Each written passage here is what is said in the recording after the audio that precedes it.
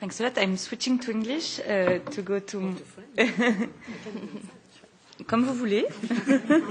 Allez, vous voulez en français. Très bien. Alors, maintenant, on formule la demande. Donc, Montserrat Mir, secrétaire confédérale des TUC, c'est ça, hein, donc l'Union des syndicats européens, on va dire ça comme ça. Maintenant, je me tourne vers vous. C'est vrai qu'on a beaucoup échangé sur les écosystèmes jusqu'à maintenant. Je crois que l'une des questions qu'on se pose aussi, c'est pour les syndicalistes, pour les conditions de travail aussi des travailleurs, pour aussi les perspectives d'emploi. Comment, voilà, et puis Madame Heidegger soulignait ce lien peut-être un peu manquant entre l'environnement, le social, l'économique. Comment est-ce que ce pacte y répond et qu'est-ce que vous y voyez comme ouverture? Bon, merci pour la demande et merci pour l'invitation. Je dois dire que notre président Rudy, il présente ses excuses, mais il est malade. Il m'a envoyé à moi et j'espère laisser le pavillon le plus haut possible. Je dois dire que pour nous, même la parole de commencement, pacte, toujours, on aime les syndicats, les pactes. Moi, je représente la Confédération européenne des syndicats, presque 50 millions de travailleurs et les secteurs, les fédérations qui sont aussi partie de notre organisation.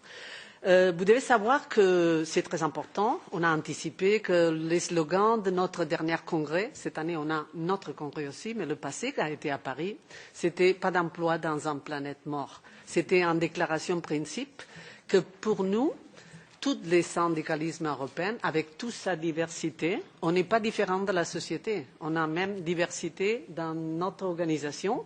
Il y a des gens qui vont plus avancer dans cette mélange dimension sociale, dimension environnementale. Il y a d'autres collègues, d'autres syndicats, d'autres travailleurs qui sont encore dans un autre état.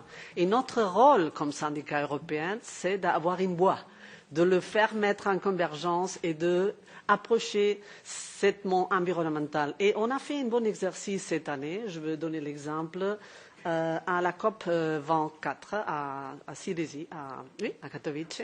On a été le promoteur d'une déclaration. C'est pour ça que je sais que c'est difficile et c'est une compagnie très intéressante de lancer une initiative mondiale. C'était une initiative mondiale pour mettre dans le même endroit, dans la même salle, le monde de l'emploi, le monde de l'environnement. On a eu un certain succès. La déclaration de solidarité de Silésie a été adoptée par presque 65 pays et elle est en train encore d'être adoptée par plus.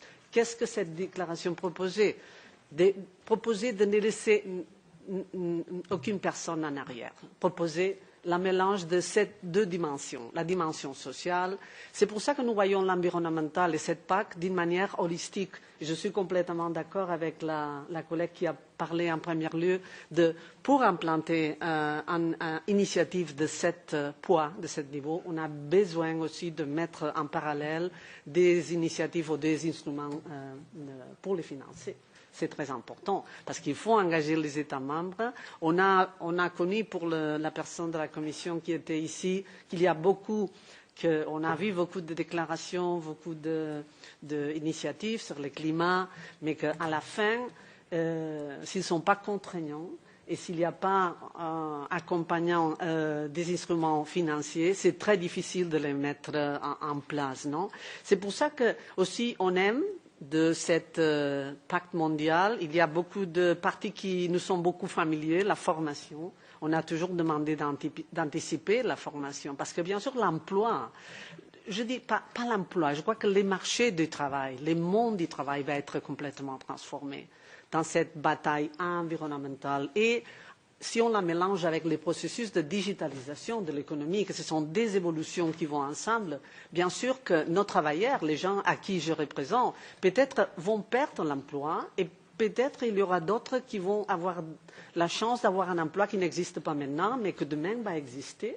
Et on doit préparer les travailleurs, on doit travailler avec nos membres sur la formation et sur les préparer pour être actifs à niveau national. Parce que je crois que l'importance de cette PAC, c'est qu'elle va donner un rôle aussi aux États membres, les membres qui vont s'adhérer à cette PAC.